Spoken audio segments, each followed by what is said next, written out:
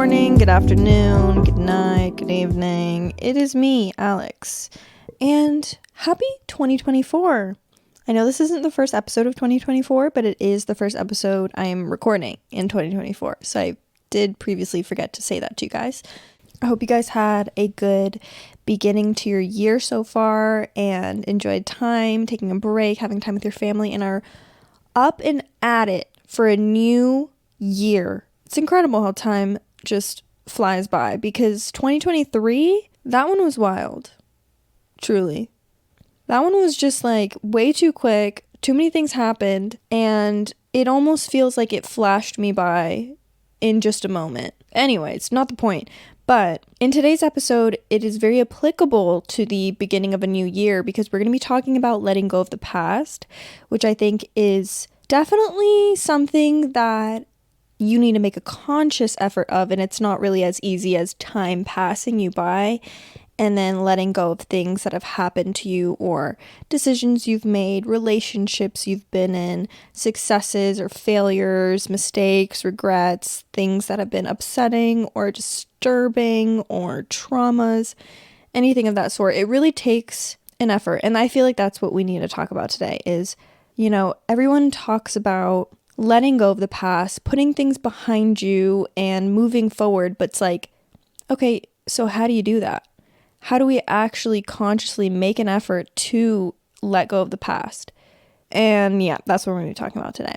Before we get into it, don't forget at Between You and Me podcast on Instagram and at Between You and Me pod on TikTok. And rate the podcast if you feel like it and want to give it a nice juicy rating. And I do have YouTube at Between You and Me podcast on YouTube. Okay, cool.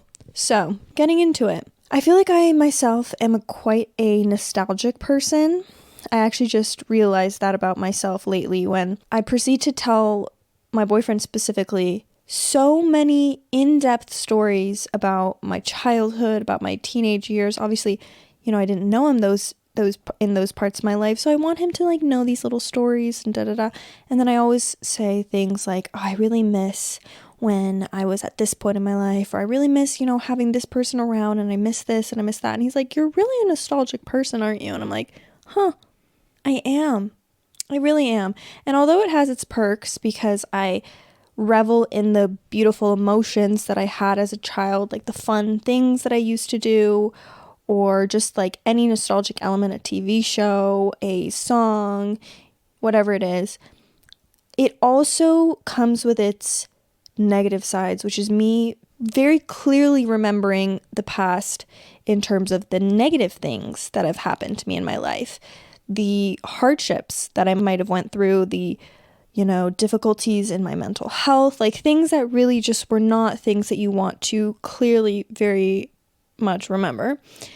And with the memories comes the emotion. I saw a TikTok recently, it might have been a reel actually, that was another lady on a podcast speaking about how for women specifically, and I don't know if this, how much to a degree men relate to this, but to women specifically, when remembering an event that happened in their lives, their body remembers the emotion that comes with it.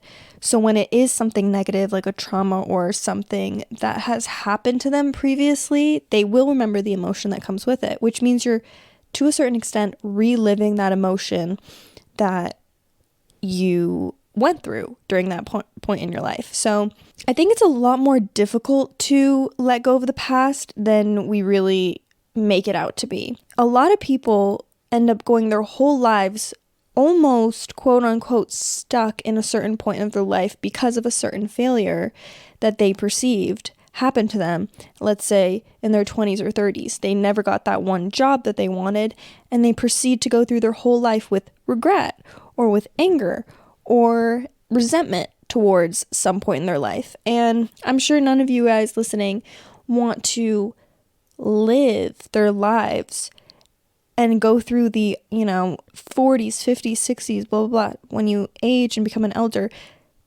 thinking back at a point in your life and regretting something or resenting something or not being able to let go of something that happened to you in the past. So there are many lingering effects of past experiences. It can definitely, like I said, affect your emotions. It can also affect your decision making for the future because you are still connected to these things that have happened to you in the past.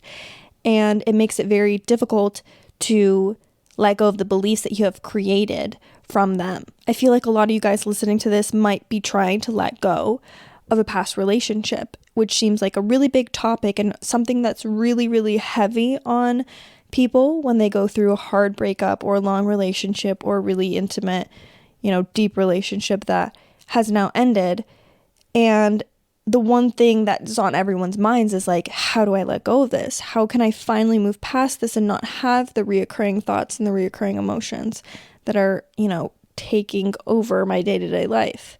So we're going to go through some ways that you need to consciously make decisions to move past something that has happened to you. It can be very challenging and difficult to let go of whatever you've had in your past, but there's definitely ways to do it, okay? So an important thing to note when it comes to letting go of something that's happened to you in the past is why it is so hard to do it.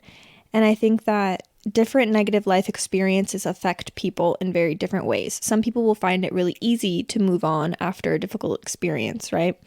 And other people will feel a very lasting impact on their mental health. So there's levels to it because the way that it can affect your mental health also varies. I think that we have the group of people who somewhat suppress the negativity that has happened in their lives and then try to focus on chasing happiness, chasing dopamine, chasing good life events outside of the negative experience that they've had. And then we have the opposite end of the spectrum where people revel in the pain way too much. They ruminate in it. They have a tendency to think excessively about the same event over and over again. And people who ruminate really often normally have a history of trauma because they assume that rehashing the same subject over and over and over again will help them gain insight on it or learn a little something from it. It sometimes tends to be a tactic when we have such a big thought process on, hey, I need to find the lesson that was in this. I need to find a positive thing that came out of this negative experience. So you keep ruminating on it over and over and over again. I fall closer to the second, end of the spectrum there, where as a person who ruminates a lot more on negative experiences and really tends to live through the pain multiple times, more than I should, realistically, because it's almost as if I'm trying to find answers when I'm revisiting the same issue over and over again in my head. And it's happened in plenty negative experiences in my life. And I'm just starting to notice it, which is quite amazing, actually. And I'm sorry I keep referencing TikToks, but I just saw a TikTok recently where a man was talking about how he's on his 5th therapist and he had to re-explain his traumas, re-explain his past, re-explain his history, re-explain everything that made him the way he is today in terms of the negative experiences, and that he just felt like shit after having to re-explain everything and came to the conclusion that he feels like he is addicted to the pain. He's given that pain such a spotlight in his life that it has become his story. And he feels like instead of moving past it and finding ways to work through it and get over it, he's reopening the same wound multiple times, where he feels like, hey, how am I ever supposed to get through this? I keep reopening the same issue and speaking to a new therapist every single time because I feel like I'm not progressing, but maybe the issue is that I keep going back to the same things instead of being able to move forward and move past them. Sometimes it's interesting to point out that maybe the things that we have gone through in the past are only so heavy because we're deciding to carry it over and over again. It's not that you have to erase or remove the past, but there is a big sense in wholeheartedly embracing letting go of what has happened to you in the past and being able to move on from it. So I think step number 1 in letting go of the past and letting go of the things that you feel like hold a really big place inside of you is to make an actual commitment to let go. Like I said at the beginning, it's not as easy as letting time pass. I've talked about this so many times in like a bunch of heartbreak episodes, a bunch of breakup episodes.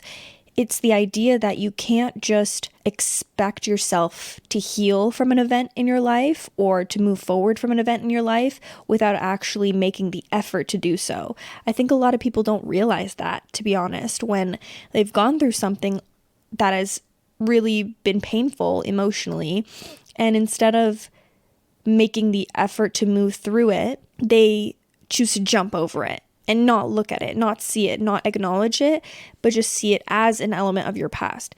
In this case, it's the suppression of things. It's like, okay, I'm not going to pay attention to what has happened to me because why would I? I don't want to experience any of that negativity. So there's a fine line between, hey, I'm not going to relive and rehash the terrible experiences, and I'm not going to overdo it and ruminate over and over and over again. You need to find some place in the middle, some place where you're taking a step forward to letting go, but also acknowledging what has happened to you at the same time. You need to take that step forward in letting go once you feel ready to do so as well. It's not something that's going to happen a day after a breakup or a day after, losing someone.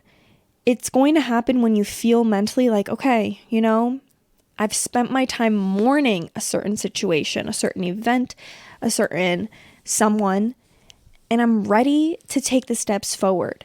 And that's on your time. That's on your clock. That's on your stopwatch. It's not meant to be in comparison to anyone else, how quickly someone else has moved on from something. It's supposed to be based on yourself. That's why being in touch with your own emotions is very important. For the people who decide to suppress things, the lack is where they are in touch with their emotions. They aren't able to actually sit there and be very conscious of their feelings. So it hinders them in being able to say, hey, okay, I need to move past from this, because they haven't even been able to get in touch with the emotions that they're experiencing themselves. So, like I said, it happens at different times for different people. But once you make this decision, it can be very empowering. It can be like, okay, I'm doing it now. I'm moving forward. I'm making this decision, and this is for me.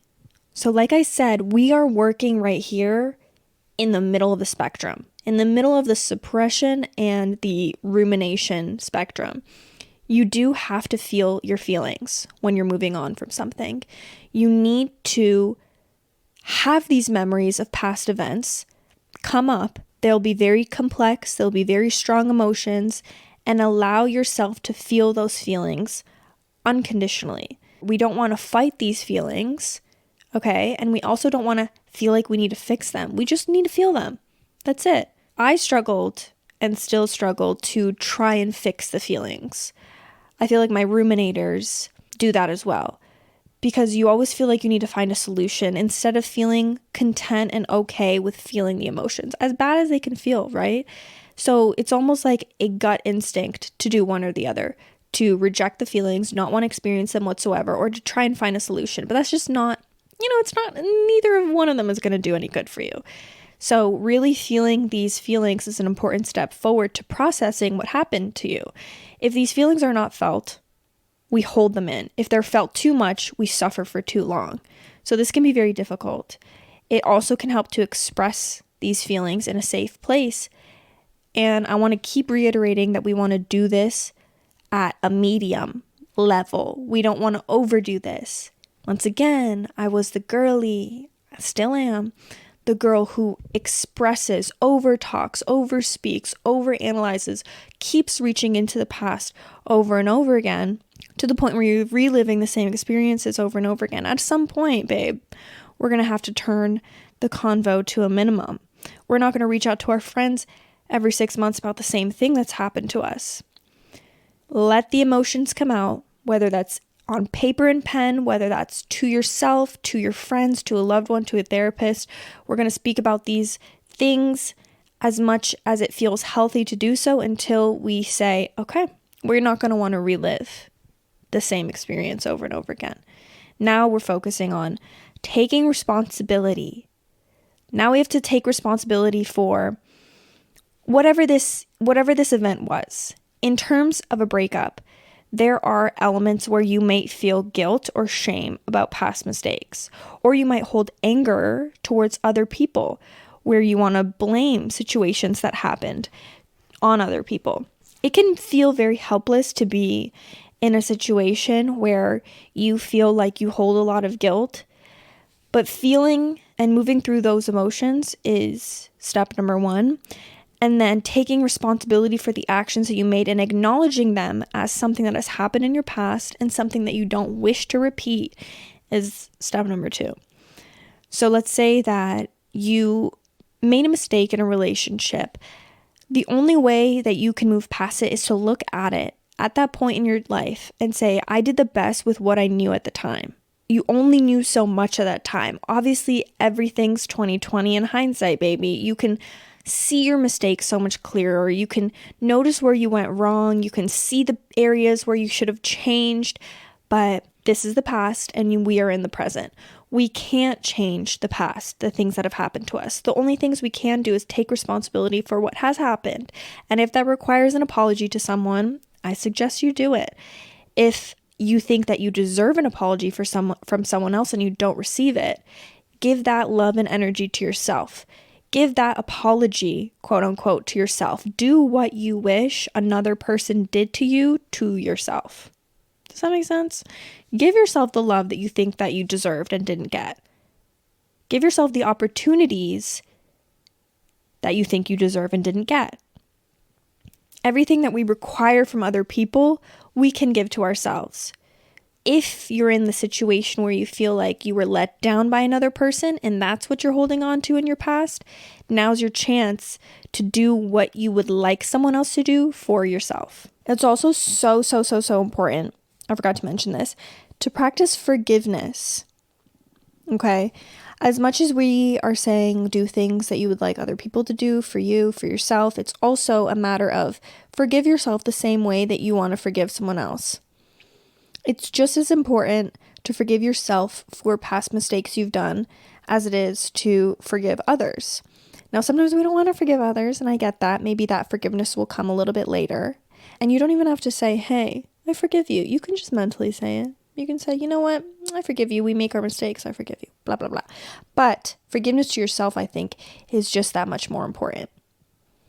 You have to forgive yourself for the past mistakes and wrongdoings you might have had, because holding on to grudges and resentment will only keep you stuck in the past. Forgiveness is going to allow you to release that negative emotion and move forward with just that much of a lighter heart. It'll make you feel empowered to be like, okay, I forgive you for whatever you've done to me. You don't even have to verbally say it to that person. You just have to internally know it in yourself, like, I forgive you for those actions. And then forgive yourself for, like I said earlier, the things that you didn't know any better at the time. Another element to letting go of the past is releasing control. If you're anything like me, we have a very big attraction to control. The idea of controlling things around you, controlling situations, people's, etc., is almost gives you a high. So releasing that identity that you have that is very connected to control will also let you release what has happened to you in your past. Once you embrace the idea of releasing control, you're also realizing that, I can't change anything that has happened to me, and all I can do is accept. We're switching out control and trading it in for acceptance. Acceptance is recognizing that your past is a part of your life journey, but it doesn't affect who you are today. Accepting that what has happened cannot be changed by you anymore, but you have the power to shape your present and your future. One of the most important things, I think, in letting go of the past is focusing on the present. This comes with a lot of mindfulness and shifting your attention and energy towards this present moment. So when you engage in activities that bring you joy, when you pursue new interests, when you set goals for the future, you're you're investing your time into the present moment. So when you live in the present, you're empowering yourself to create this kind of positive and fulfilling life, and you end up feeling more joy by being more in tune with the present. Being more in tune with the present also comes with practicing mindfulness. So it means to focus on what is happening now, and can also be really beneficial to people who struggle with rumination, like myself. When you're reliving the past over and over again, you have basically no consciousness of the present. You can't appreciate it. You can't find happiness in it. You can't find joy in it. So people who are more mindful will tend to experience a lot less rumination, and also tend to be a lot more compassionate towards others and towards themselves when it comes to things like negative experiences that you've had and the ability to actually move forward from it. So let me give you some examples, because mindfulness can, be such a large subject that sometimes you need a little bit of guidance. So when it comes to mindfulness, the number one thing I can suggest to you guys is meditation. Meditation is literally the practice of mindfulness, the practice of focusing in on your breath and taking in the present moment, and also calming your thoughts, watching them pass like clouds. And as you practice meditation over and over and over again, you become very, very good at mindfulness. A lot of people also maybe don't really like meditation, completely get that. So there are also little practices that you can do to kind of strengthen your element of mindfulness. And that can be stuff like noticing small joys, small things that are happening in your life, taking a second to slow down. Let's say you're sitting at the dinner table and your thoughts are racing. You're thinking about what you're going to do tomorrow. You're thinking about what you're going to say to your friend, what you're going to do here, blah, blah, blah. You're constantly thinking about the future. Maybe make it a practice every single day that when you sit down for dinner, to be very, very conscious of what's going on right now in this moment, what the taste of your meal feels like, or what the warmth of the fireplace feels like, something really specific, and take note of these things in your mind. Another way to be very mindful is spending time in nature. There's something about it. Bringing attention back to your environment and wherever your mind wanders when you're out in nature is really, really valuable. Also, engaging in a lot of mindful and creative hobbies like drawing, playing musical instruments, anything that really hits that creative bone, painting. It will bring you almost back to this like childlike energy where it was very difficult for us as kids to really ruminate on anything because, I don't know, maybe our brains weren't developed yet, but we were just so present on every task, every activity that we were doing. We felt it wholeheartedly. So bringing back that kind of childlike creativity will really allow you to feel mindful, will really allow you to put that energy into the present moment. So these are little ways to really get in touch with that mindfulness. The only true way to stop paying attention to your past is to pay attention to your present. That is the biggest piece of advice that I think I can give to you guys today, because it really is where you want to be 24/7. You want to be living in the present moment, and you want to be very conscious of the thoughts that you're having and not allow them to keep reopening the wounds of the past. I think sometimes what happens to us is that we go through these troubling experiences, and a lot of the time people dwell on these past events because there's this unconscious want in your mind to avoid being hurt in the future, to avoid the same pain you might have experienced in the past. So these beliefs that you have gained from this experience that you had in your life, it trains your brain to act in a way that you will make decisions to not experience that. Let's say you're trying to let go of a past relationship. And I did want to spend some time talking about this specifically because I think that a lot of you guys are listening to this episode maybe for this reason. I think that it can be very difficult to let go of relationships because us as humans, we form really deep attachments to one another. So when you are making that conscious decision to let go, when you are accepting the situation for what it is, you're accepting that this is my life at the moment. This person's no longer in my life. And acknowledging that you have no control over it, when you're also forgiving to yourself for what you may have put into the end of that relationship, and forgiving to the other person with whatever they have done in that relationship. Like I said, you don't have to go over to them and say, oh, I forgive you, blah, blah, blah, blah, because, we don't really need to speak to them. But once you've acknowledged and agreed to all of those things internally inside of you, and then continue to focus on the present moment, this is your key to letting go. So in specific terms of relationships, in addition to everything I just said, I also think it's very important in letting go of past relationships to, like I said, temporarily or permanently quit any contact with your ex-partners and reducing anything that really reminds you of this person. It's so easy to ruminate if you have a portrait of them in your room. It's so easy to ruminate when you're wearing the necklace that they gave you. It's so easy to ruminate when you're staring at their Instagram.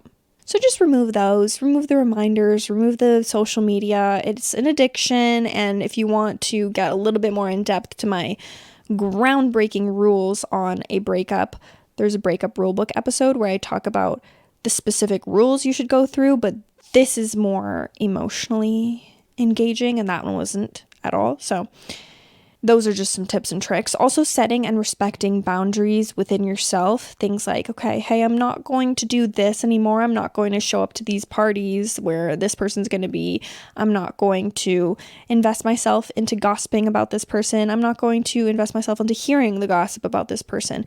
Basic boundaries that are like, hey, I know that this is the best for me, so I am going to pay attention to being very conscious of these boundaries and making sure that I don't cross them. Also, if your ex-partner has already set their boundaries and said, hey, I don't really want to talk. I don't really want to see you. Respect it. It's painful, but respect it. Okay, moving forward, spending time on self-care and personal growth is the best way to move forward from letting go of a past relationship. You have all the time in the world now, babe. Lucky you. All the time to invest into yourself, all the time to really find a way to have this peace inside of you after going through such a hardship. You want to be able to spend time in doing things that maybe you didn't get a chance to do when you're with that person. Maybe you didn't have the ability, the time, the money, because you were spending it all on them. I don't know. And now you're able to invest all this energy and time into yourself. This goes back to the point that I said, the love that you lacked in that relationship, now it's time to give it back to yourself. Whatever you wish you received, it's time to give it back to you. Now it's also time to focus on what is possible outside of a relationship.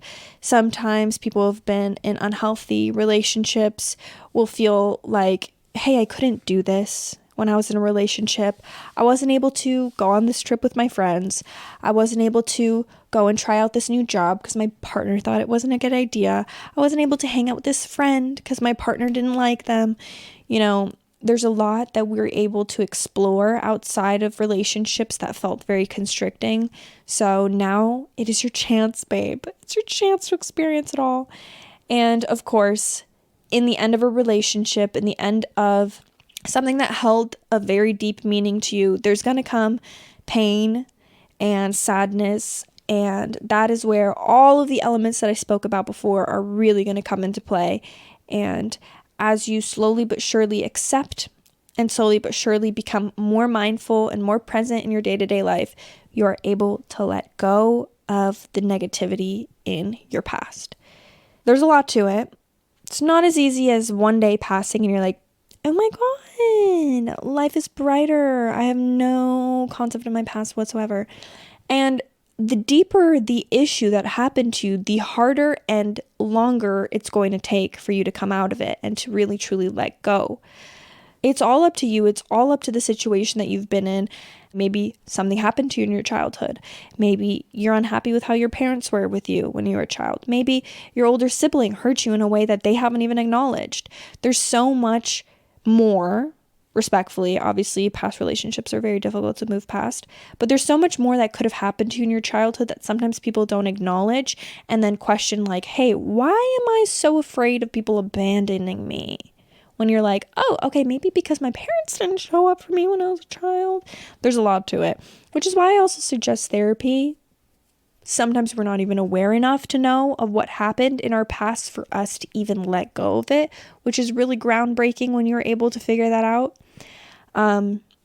If you don't have access to therapy, sometimes even just taking the time to really delve into like, okay, what are the things that I've suppressed in my childhood that I think actually are important? But then again, babe, as I will say over and over again, once we have dealt with it, once we have gone through it, once we have felt the emotions, once we've accepted the past, we don't ruminate on it. We accept things and we move forward with the intention of being present. I think this was maybe one of the most confusing podcast episodes I've made in terms of my flow with how much I've bounced back and forth in this episode, but I really, really hope that you guys have gained something from this. I think I mal-prepared and I kind of just let the words spew out of my mouth. So I'm so sorry about that, but I hope that you guys enjoyed this episode, and I wish you the best of luck with anything that you are trying to move on from in your past. And I'm sending you a lot of love because it can be very painful to actually acknowledge, accept, and move past things that have been very hard in our past. So sending you love, sending you patience, and sending you present intentions. Did that make sense? Not too sure. All right, I love you guys. Happy 2024 again, and let's move on with this year with a beautiful, positive mindset and the ability to be much more mindful and present in our day-to-day lives. All right, love you guys. Bye-bye.